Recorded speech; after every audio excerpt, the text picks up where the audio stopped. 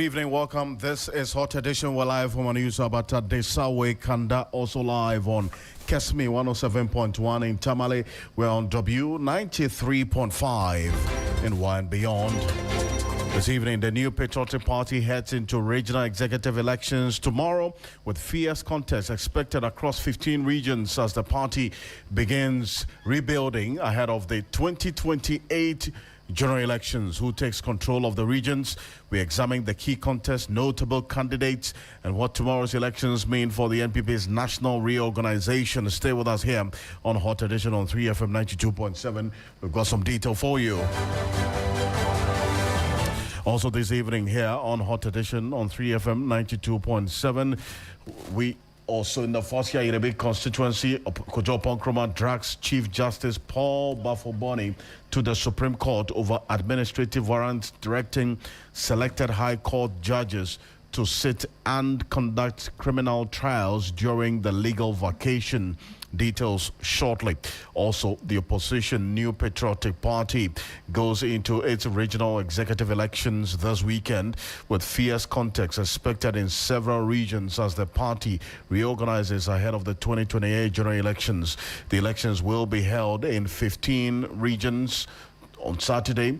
Stay with us. We touch base with our correspondents on the ground and we assess how the preparation ahead of that particular crucial exercise is going as we speak. As always, we have the latest in sports and business over the next 60 minutes. I am Alfred Okanse and Nora Mohammed is here with a summary of the news. Thank you, Alfred. First in the news summaries, a 19-year-old man, Ahmed Mustafa, has been convicted and sentenced to 15 years imprisonment with hard labor for robbery and causing harm at Asabi in the Asokore Mampong municipality of the Ashanti region. Now, according to the Ashanti Regional Police Command, Mustafa was arrested on July 21, 2026 by the Asokore Mampong Night Patrol team after police received information that a 25-year-old man had been attacked and robbed of his mobile phone near the Presbyterian Church at Asabi. Meanwhile, a disputed chief of Yidana and his son have been shot dead in the Kushegu municipality of the northern region, reigniting a chieftaincy dispute that has persisted for nearly 4 years. District Chief Executive Abdul Hafiz Adams said 3 gunmen attacked the chief's family house at about midnight on Thursday. And he said what happened was that in the night, around 12 a.m., they had information that some gunmen had attacked the disputed chief of Yidana. Also in the summaries, the National Sports Authority boss, Yao Ampufu Ankra, has revealed that Niger has submitted an official request to use the Accra Sports Stadium as their host venue for the upcoming Africa Cup of Nations AFCON qualifiers. The request comes as several national teams search for suitable match venues following the Confederation of African Football's, that is CAF, strict facility inspections of standards across the continent. Also in the summaries, Zambia's Electoral Commission has suspended the counting of votes from Thursday's presidential, parliamentary and local elections over alleged attacks on polling staff. The authorities said the process would be halted nationwide with immediate effect, citing concerns over reports of violence that had resulted in the theft of marked ballot papers in ballot boxes. And finally, in the summaries, the expansion of the Livelihood Empowerment Against Poverty LEAP program in the Jerapa municipality is bringing renewed hope to thousands of vulnerable households struggling to meet their basic needs. Now, among the new beneficiaries is 52-year-old Augustine Tang, a farmer from Togo, whose life changed after suffering a stroke that left him unable to function properly. That's it for the summaries. Over to you, Alfred. Nora, appreciate it. Thank you. Thank you so much. There's more you can find on 3news.com. Make some time and visit 3news.com. This is Hot Edition. We're live on Kesmi 107.1 in Tamale and on W 93.5 in Wa and beyond. It's a story which has been unfolding over the last 1 hour, and we're keeping an eye on it quite closely here on Hot Edition.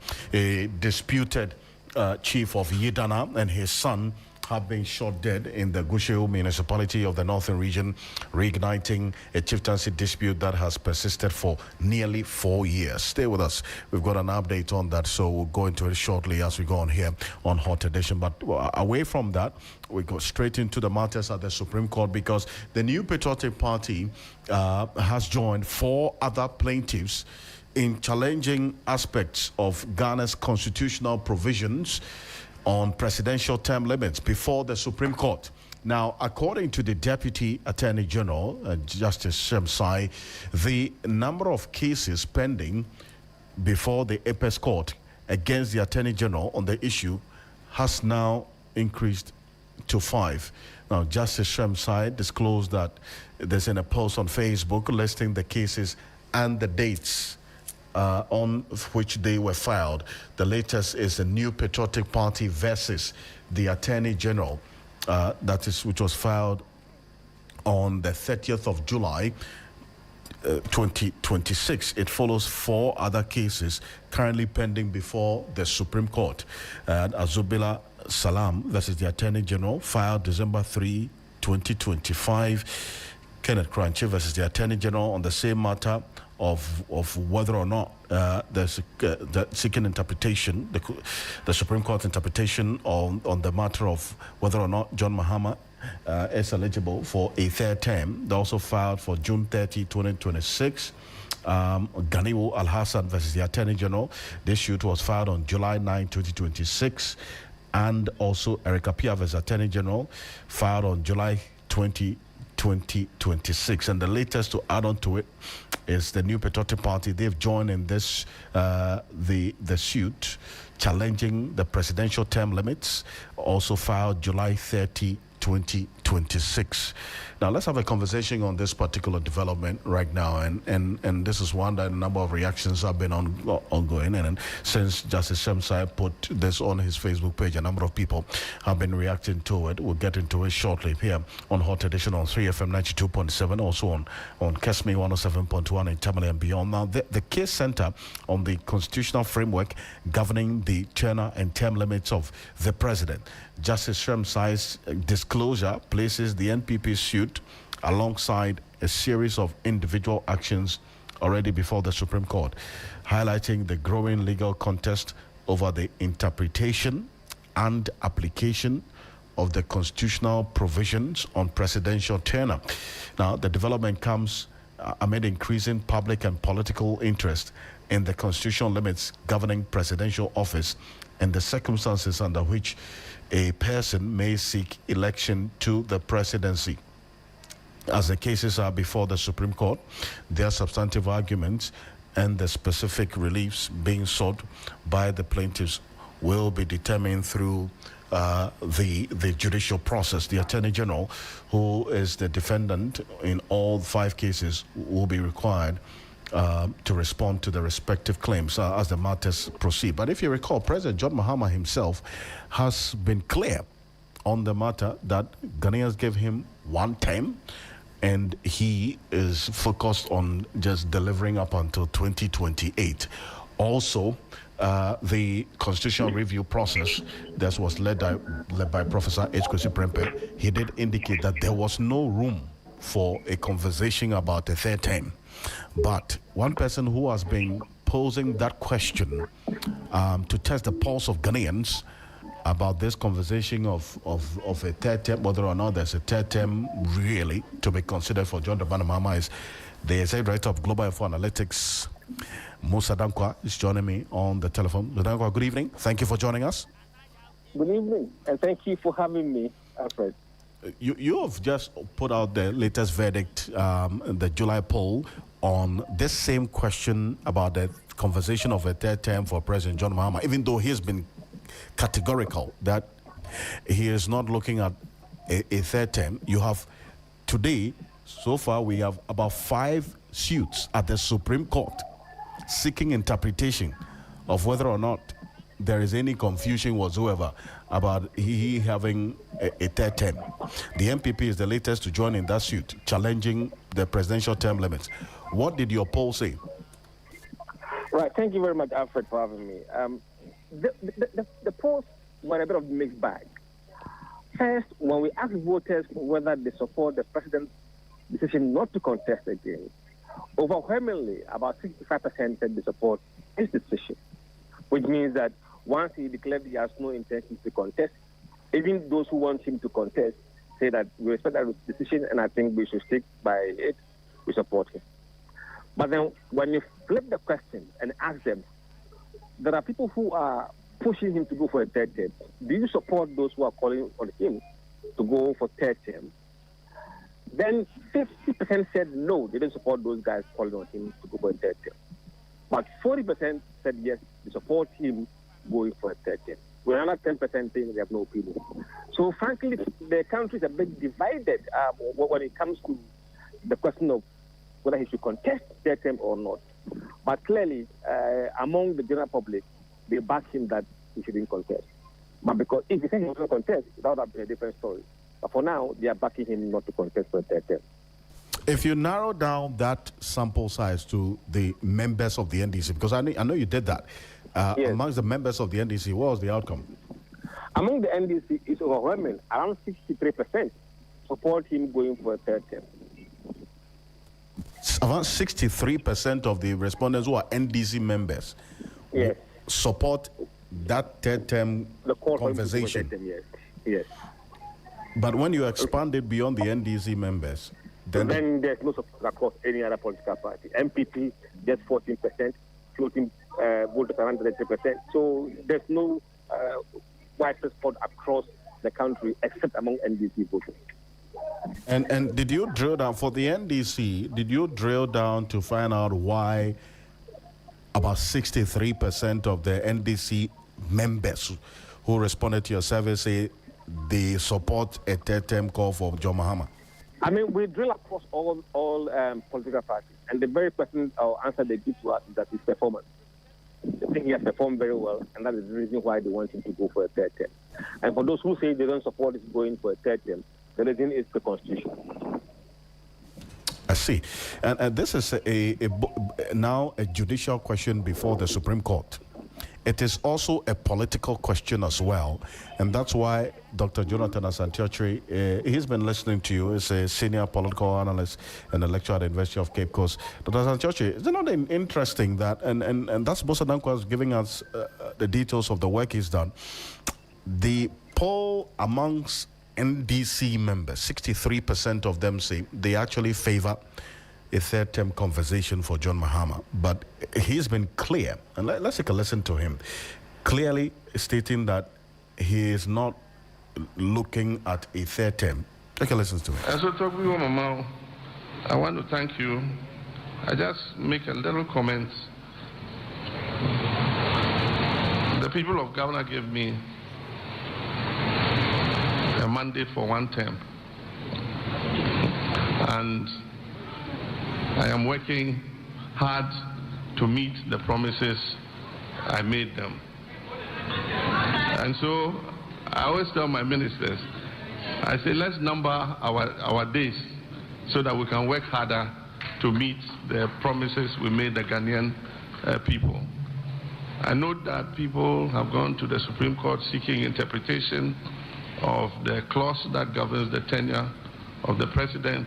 If you ask my personal opinion, I thought that it was clear enough. Me, I've read it over several times. It's exactly what it says. But if they want to ask the Supreme Court, that is their business.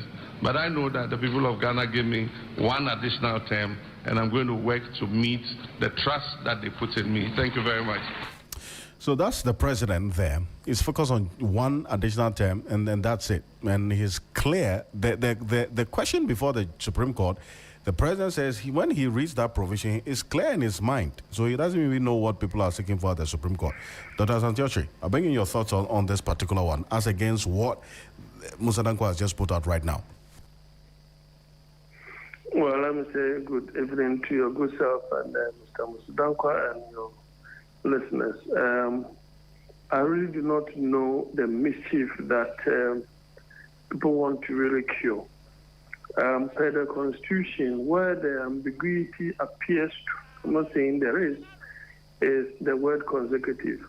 Now, that means that as if it is a given that when you are given a mandate, you must be given another.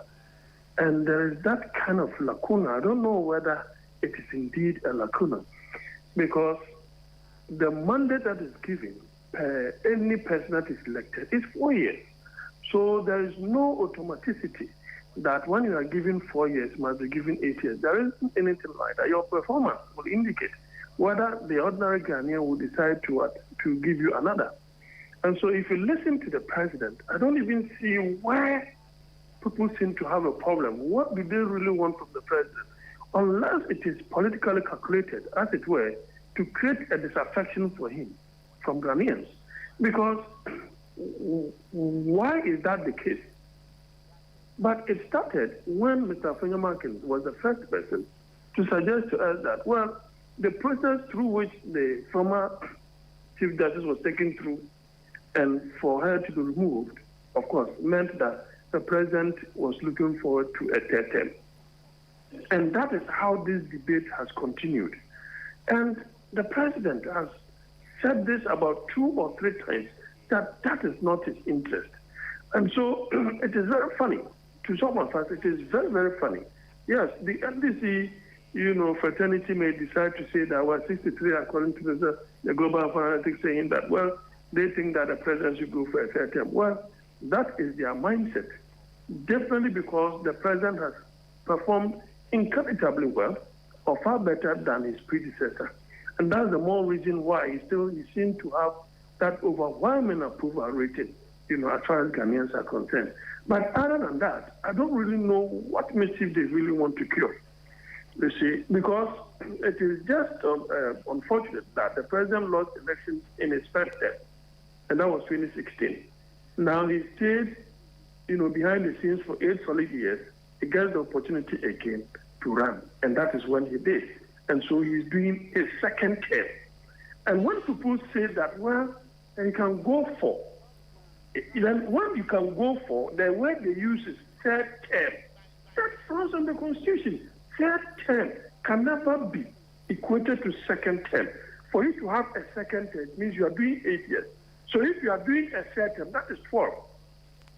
So I don't even know the difficulty that the Supreme Court is taking forever to even come out with that particular interpretation. I don't even see the difficulty.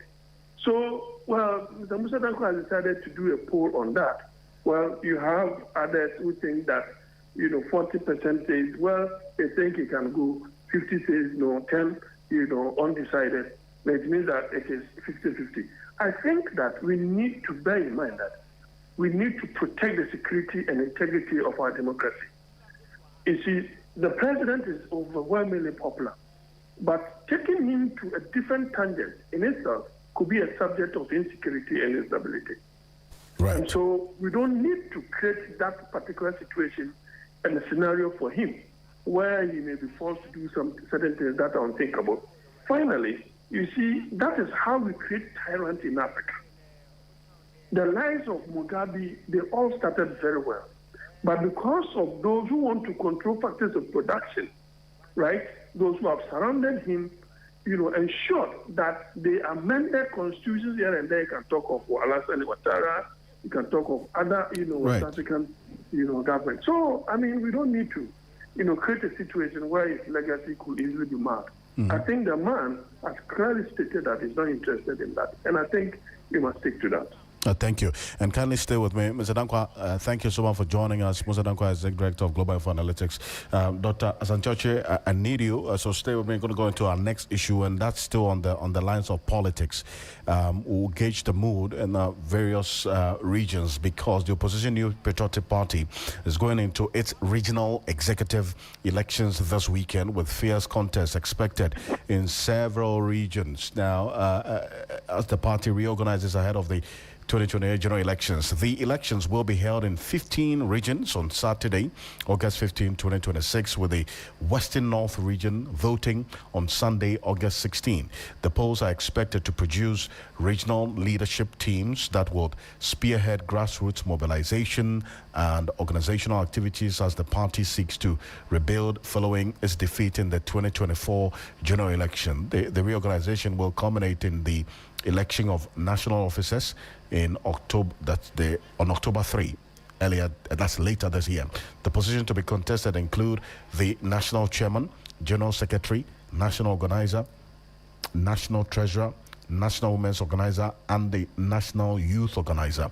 Let's look at some of the notable names that are contesting the election. If you go on our Facebook page right now, we're showing you the persons who have put themselves up to be elected this weekend. For the Greater Accra Regional Chairmanship of the NPP, we have Dr. Bernard Okoboy, who is a former Lejokuku Member of Parliament and former NHIA Chief Executive Officer.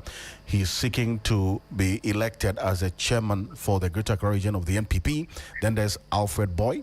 So there's Dr. Bernard Okoboy and Alfred Boy. Alfred Boy is a former regional executive member of the NPP, and they are the two who have put themselves up for election as chairman for the Greater Accra Regional branch of the New Patriotic Party. There's the Ashanti region. That's a place to watch as well, where Odeneho Kwekwapia, a former Efijase South constituency chair, seeking to test his mettle at the regional level as his chairman for the NPP. And then there's Dr. Henry Kokofu, who's a former EPA boss, Environmental Protection Agency Chief Executive Officer, Dr. Henry Kwabena Kokofu as well. He's put himself up for the Ashanti Regional Chairmanship of the New Patriotic Party. Let's look at a few. But let's stay in the Ashanti region briefly, because William Evans Zingum is there for us. He's been gauging the mood on the ground. He's our Northern Bureau Chief. William, how's the mood ahead of tomorrow? That's a straight fight between Odeneho Kwekwapia and Dr. Henry Kokofu, is it not? It is, and of course, they are only candidates fighting for that big slot that is the next regional chairman of the opposition NPP, which has the Ashanti region as its stronghold. So, yes, it is going to be a straight fight, no two ways about that, but certainly it's also going to be a very tense one. And I do know that before Bernard Chubesho Akuchama to me was incarcerated, he was also working on the ground to get his people into strategic positions. How is his absence and his incarceration all playing out ahead of tomorrow? Well, so this evening there's going to be a vigil night for the incarcerated MPP Ashanti Regional Chairman. And for me to answer this question, I would want to know how many people turn up. That, yes, you can base your argument on as to whether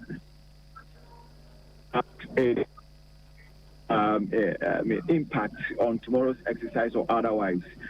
But when it comes to Wontumi, even before his incarceration, working to ensuring that at least he also gets his people in the album, that will also help him as he vie for the national chairmanship slots of the opposition New Patriotic Party. Yes, some works were done at the police station level when that exercise was being held a few months ago. But now he is incarcerated.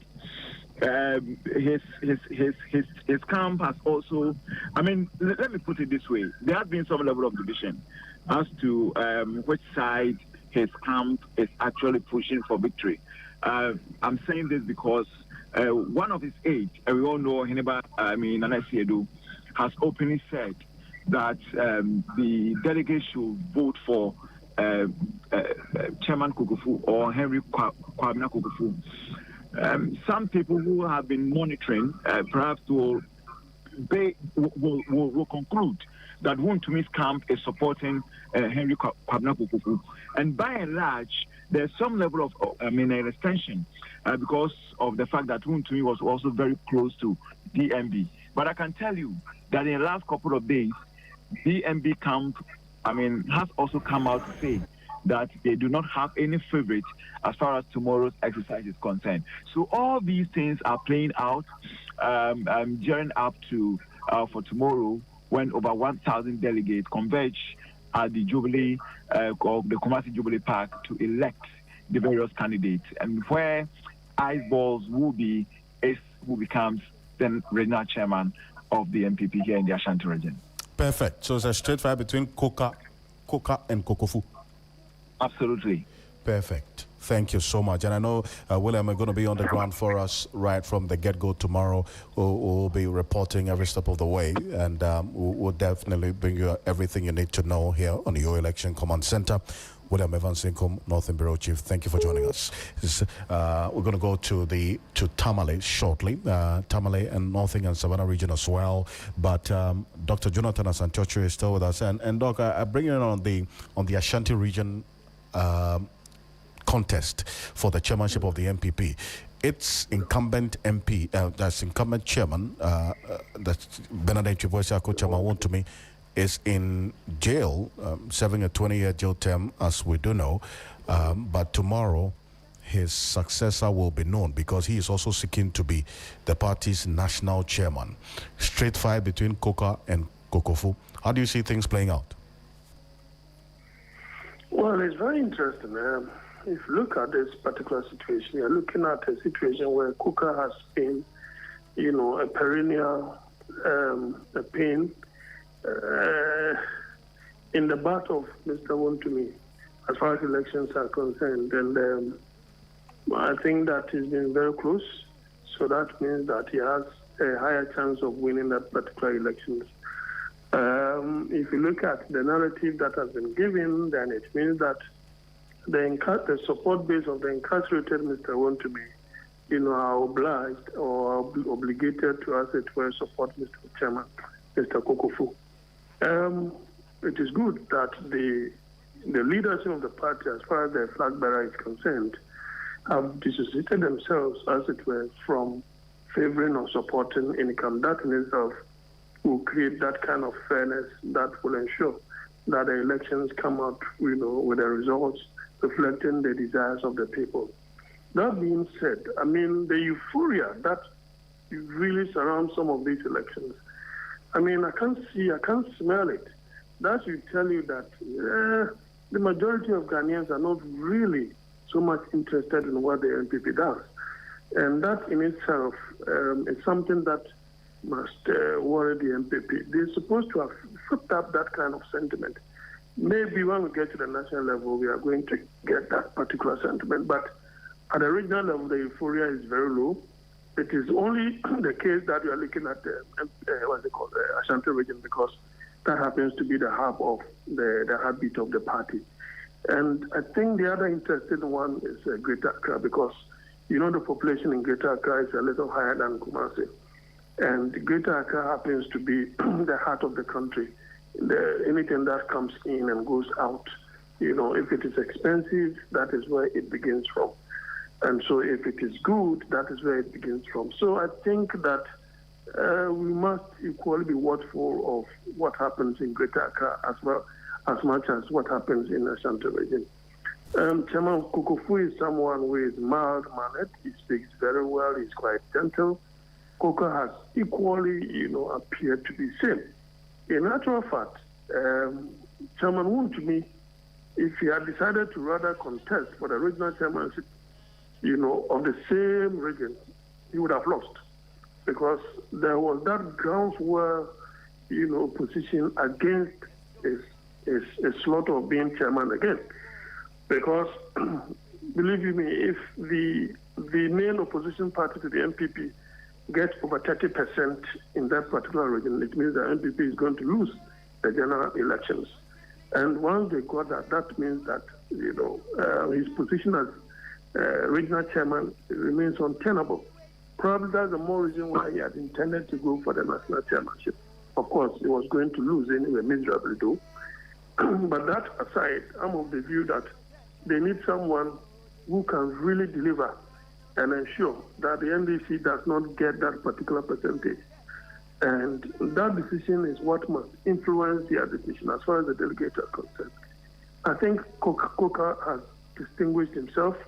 Dr. Kokofu has equally distinguished himself in the public domain. If you ask me to choose, as of now, I've not done any perception studies over there for me to come out with any kind of empirical data or some kind of perception as far as the delegates are concerned. Maybe I should have done so, but I have not done so. So as far as the two are concerned, I think it's going to be a tight, schedule. But as of now, Mr. Woon to me is an unpopular name because of his incarceration. And so even if they support him, I think that would be a negative for Dr. Kukufu. Right. They could have done it underground without letting anybody know that the support base of Wontumi is supporting Kukufu. Okay. Why are they not for the first time supporting, Kuka? Right. I don't know the relationship that exists between the two of them. But for them to suggest that they are supposed to support Dr. Kukufu in itself, I think could be a negative publicity. Should he lose tomorrow, I think that will be the cause. Indeed. Thank you so much. I cannot have a favorite for now. Yes. But definitely. Thank you. Dr. Jonathan Asante-Okyere is a political analyst, a lecturer at the University of Cape Coast there. So live here on Hot Editions, your election command center. If you go on our Facebook page right now at 3FM927, and also on YouTube at 3FM927, we're showing you the graphical representation of these persons who want to lead the NPP at the various regions. And the Ashanti region has all been focusing on, it's a street fight between the man they call Koka and Kukufu, Odenehon Kweku Appiah, the former Efeja South constituency chair of the NPP, and Dr. Henry Kobina Kukufu, the former Environmental Protection Agency chief executive officer. If we go on to the other regions as well, and the Bono region is a place to watch as well. That's where the incumbent chair, Kwame Bafo, popularly known as Abronya DC, is there. He's seeking re-election. And then there's Evan Safarijan Yaboa, is the regional organizer for the Bono region. He's now seeking to elevate himself to the regional chairman for the Bono region for the NPP. Then there's Yao Afo. Yao Afo is a former German South member of parliament. He lost the elections. He wants to contest the chairmanship of the NPP Bono region. And then there's Joseph Mensah as well. You have it as these persons seeking to lead the party at the regional level in the Bono region. And let's go on to the telephone now with our Professor Dujemfi, who is a political historian. He's a senior lecturer and a political scientist at the Kwame Nkrumah University of Science and Technology, KNUST. And Prof, good evening. Thank you for joining us. Good evening, my brother. Thanks for having me. It's always good to have you. Now, we're talking about a party whose heart and soul and its World Bank is the Ashanti region where you are. You know the dynamics of how the NPP's fortunes play out in the Ashanti region. A lot is happening ahead of tomorrow. For instance, with the incumbent chairman of the party in its stronghold, the Ashanti region, serving a jail term as we speak. He was seeking to lead the party as its national chairman. The party is also in opposition, and then also all of these interests that are at play. From where you sit, how do you see things playing out tomorrow? Well, potentially, tomorrow could become a blessing or a curse for the MPP. Sorry. The type of leader they are going to put there would determine the fortunes of the MPP in 2028 election. And the earlier speaker alluded to, if you like, same in many uncertain terms, that if the NDC is able to garner 30%, then it means that the MPP would remain in the forested area or remain in the bush. The elephant will be kept in the bush. But fundamentally, what I need to say is that there is no doubt that tomorrow's elections would follow suit what Dr. Mahmoud Bawumia anticipates on the ground. His wishes will be delivered. His desires and expectations will be delivered. It is not going to follow a certain so-called organic pattern. But then it dovetails into the discussions about Wontumi. Do people, are they interested in propagating or entrenching the Wontumi type of politics in Ashanti region? Or they want to bend back to orthodoxy to look for individuals? Historically, the MPP will look for for want of a right word, calm heads, yet great mobilizers who are respected as elders or in many ways individuals who have institutional memory and are able to bring the people together, because they could be old, they can be old, but they have synergistic relationship with the younger population within the party. That has been the tradition of the MPP. Look at it historically. But when we have seen over the period that the party is interested in electing sometimes some individuals to pursue, maybe I want to be charitable, but I'm beginning to see the element of even hooliganism in the MPP, for example. So the MPP should go back to the organic position where they allow the kingmakers to elect people organically. They come into the space because they are embraced by the traditions of the party and by their own commitment to building a strong party base wherever they find themselves. So that must be respected tomorrow. Coker, Dr. Kokofu, I've known, okay, so for some years, I've known at least, if I'm not mistaken, since somewhere 99, 2000, I've known Coker, right? He's a strong man. He's a strong man. Dr. Kwabena Kokofu is a committed politician who has served the party and has almost given it all, and is so passionate about the MPP. If you have these two gentlemen contending, it equally shows the stakes, what is at stake in the region. But which of these two gentlemen has the capacity to be able to represent a new thinking or philosophy that dovetails into the MPP's traditions and the way they pursue the future? You would agree with me that internal cohesion, internal competitive elections seem to have been the mantra of the MPP and have touted themselves to have strong democratic credentials. And a chairman of the region should represent that, should be that person who would allow dissent, use due process, and his own persona and charisma to bring the people together. He must have the common sense and the intelligence to do so, and do so not based on his or her parochial interest. And so it's going to be interesting for the MPP if they vote just someone who would just be whipped into line or satisfy a certain sentiment which has played out within the MPP within this period. It will just be much ado about nothing, and to be like also wishy-washy and whimsical. You may have a lot of skeletons in the tomb that looks whitewashed.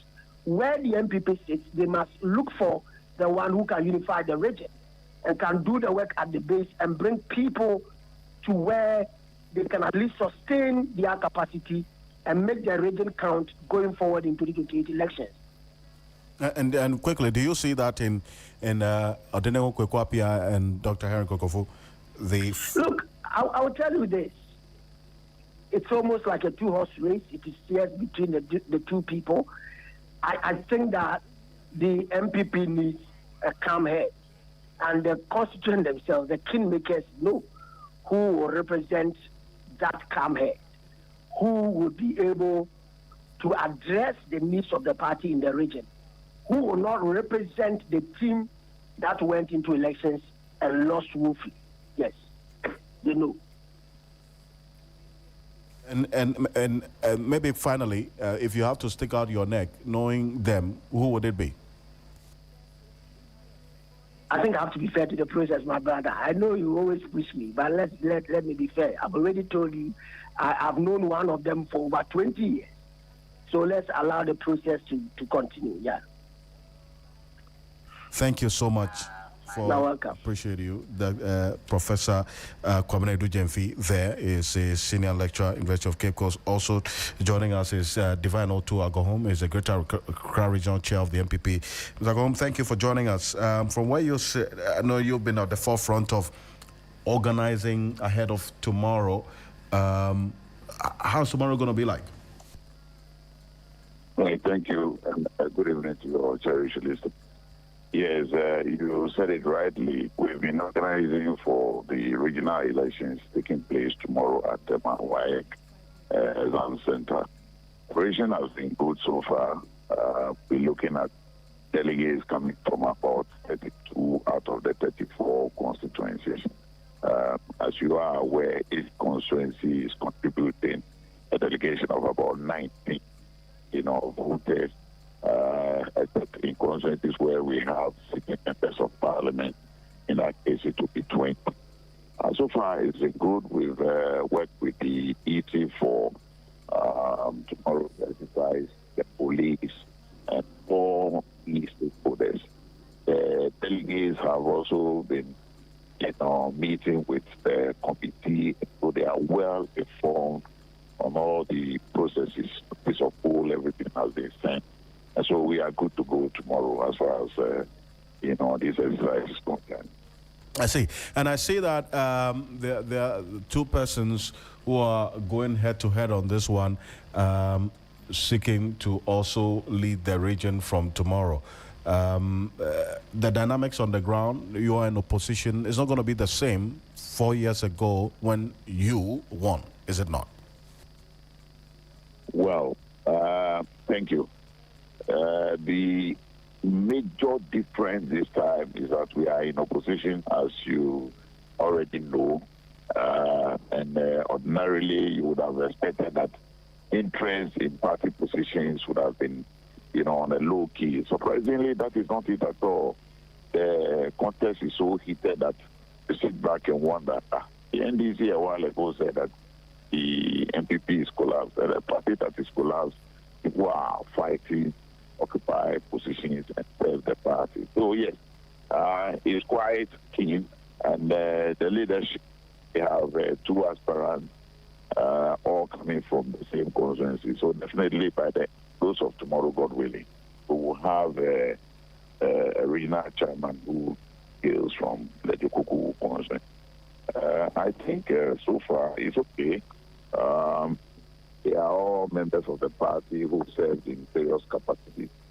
So we expect that whatever experience they have will bring to bear on the leadership, and hopefully we'll be able to rally everybody behind the leadership and then move the region forward. I say, but you are not seeking re-election. Why is that? Oh, well, thank you for the question. Yes, I have already done 2 terms. Unfortunately, during my tenure, things didn't go too well for various reasons. I decided that was the first one. I decided to give it a second shot also because there were other activities that was undertaken. And so I needed time to at least get through with that. So I did that. Again, the second attempt also didn't work too well for us. So you would naturally want to take a break and allow others also, to come. The experience that you have gained, you avail it, to support them, see how we can together work and move the region forward.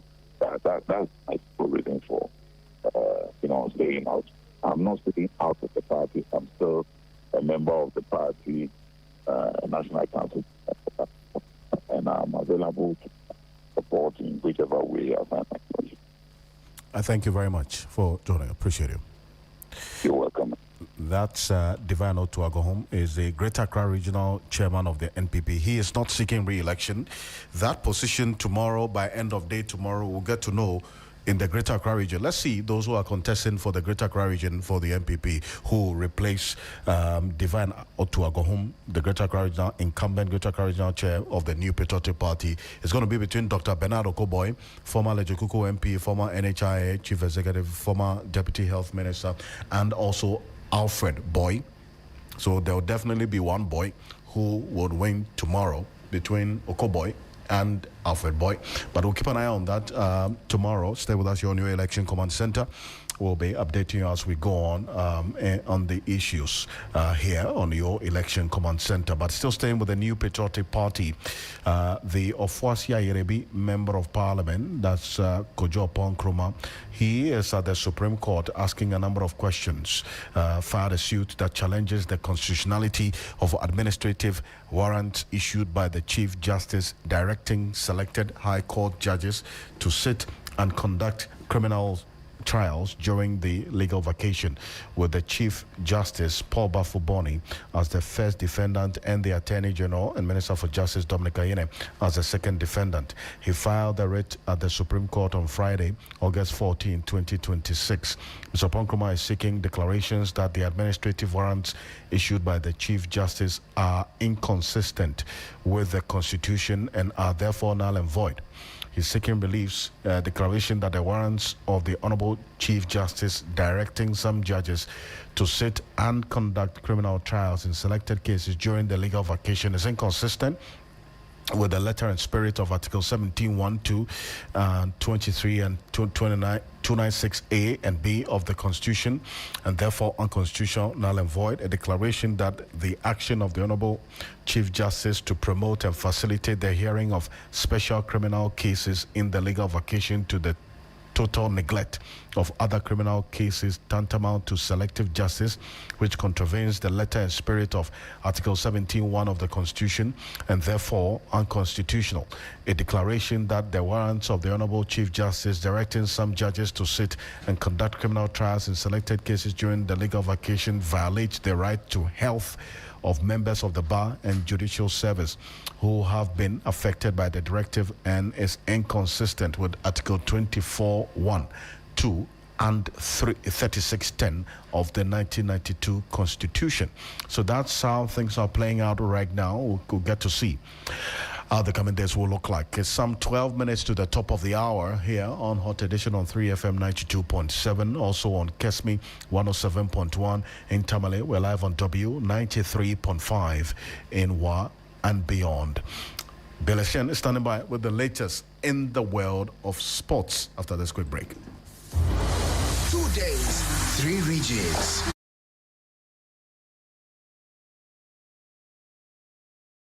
Expect one national journey. This is more than cycling. This is Ghana in motion. 28th and 29th August. To register or participate, call or WhatsApp 0531 100927. Single 200 Ghana cedis. Group of 10 1,600 Ghana cedis. Group of 5 800 Ghana cedis. 3FM Tour to Ghana 2026. Ride the rhythm. Discover Ghana.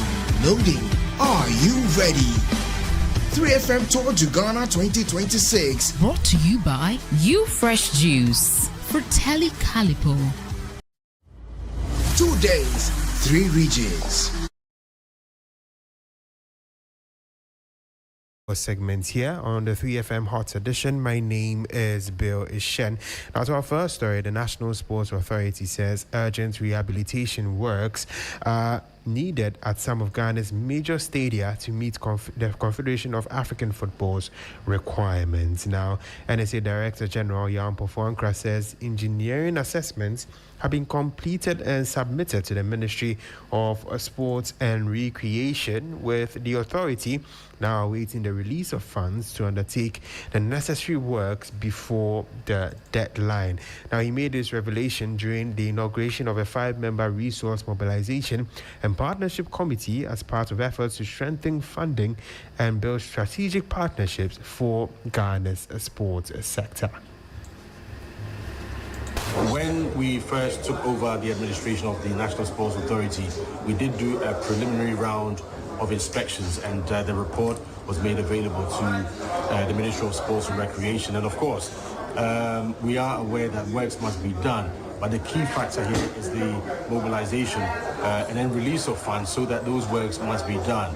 The ministry did send out an engineering team to do a thorough inspection. This was about 2 months ago.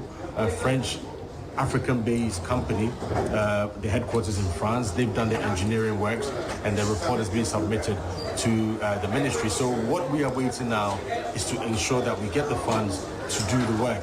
So there's no secret about it. If you go to the Accra Sports Stadium today, it's quite clear. If you go to Babayara, Isipong, Cape Coast, it's clear that they're not 100%. So whether it's 40% remaining, whether it's 20% remaining, the fact is that we need to do a lot of work to ensure that in the 7-8 months remaining, we can beat that deadline. That's the reality. There's no shortcut, there's no diplomacy, there's nothing to sugarcoat. That's the reality. And I'm confident that the minister is still pushing hard for funds to be released. And once that's done, we'll be able to execute the completion of works to get all the boxes ticked by the Confederation of African Football.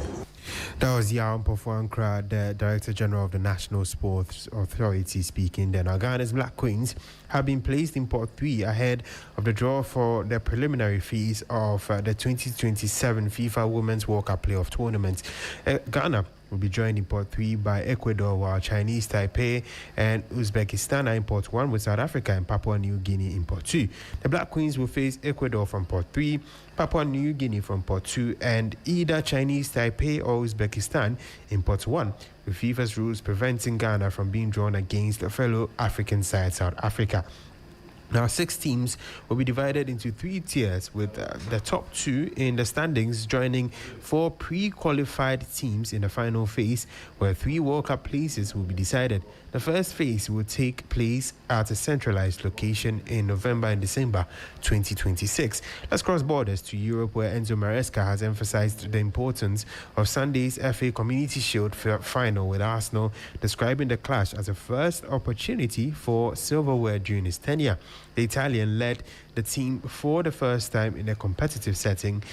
He's leading the team for the first time this weekend at Cardiff's Principality Stadium, with a kickoff set at 15 o'clock, that is 3 o'clock UK time. A meeting between the FA Cup holders and Premier League champions, and a precursor to the new campaign. Maresca was quick to dismiss suggestions of this tie being seen as a final pre-season fixture before the Premier League opener against Bournemouth next Sunday. Arsenal show in the last 2, 3, 4, 5 years that they have been always there. It's a fantastic team, well managed, well coached from Mikel. And again, last year they won the Premier League. They show how good they are in this moment, but at the same time, we are City, and we're gonna try to to close the gap and try to compete again. For sure, there are things that we need to do. Now, how many? I don't know. Can be 1, can be 2. Depends also if players they're gonna leave. So depends a little. But again, now in this moment, I think. 48 hours for a final, my first final in this club. I will try to win the first trophy. So my focus in this moment is not about players that they can leave or players that they can arrive. The focus for me personally is just how we can prepare in the best way the game and try to win the final. That was Enzo Maresca, head coach of Manchester City, speaking there. On Saturday, round 1 of La Liga, one of the top 5 European leagues, would officially begin. And here are the fixtures for the weekend in La Liga. Alaves will face Getafe on Saturday. Also on Saturday, Sevilla will face Rayo Vallecano. On Sunday, Racing Santander will face Villarreal. Espanyol will face Levante, and on Monday, Deportivo La Coruña will face Elche, and then on Wednesday, Atletico Madrid will face Malaga. Now, in Barcelona and Real Madrid will not be playing round 1. They will start playing from round 2, as most of their players did play in the World Cup and did come a bit late for pre-season. And so that's it for the sports segment here on the 3FM Hot Edition. My name is Bill Ishen. We'll see you same time next week from Monday with some more updates from the world of sports. But until then, have a great weekend, and we are going to take it back to Alfred Okante.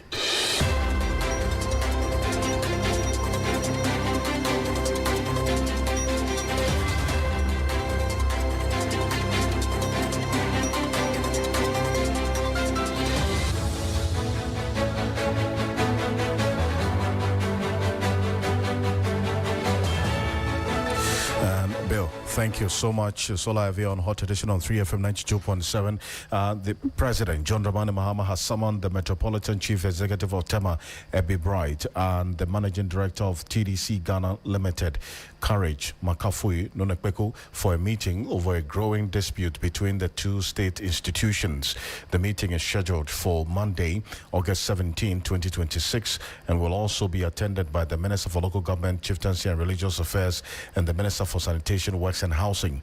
A communication from the presidency indicates that attendance is required by all parties. The meeting comes after a public confrontation between the Tema Metropolitan Assembly and the TDC over a development project at Tema Community 1, Site 3. Earlier, the Tema MCE, Ebi Bright, spoke to my colleague Eric Marinagbeta on TV3 News Central, and this is what she had to say.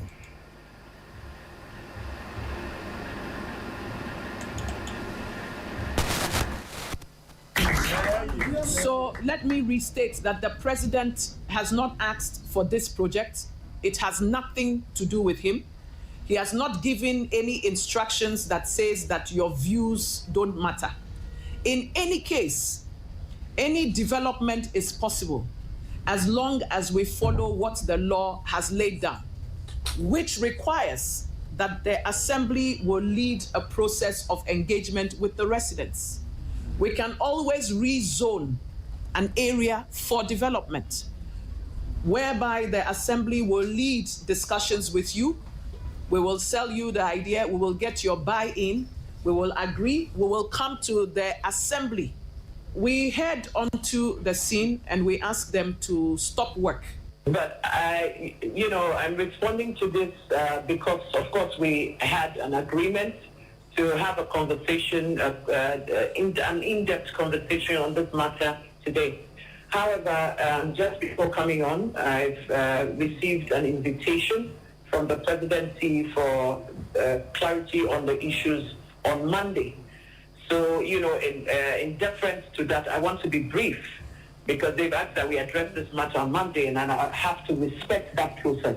That's fair. I want to use this opportunity to address 3 red herrings, and to leave them uncorrected will be unfair to all of us involved.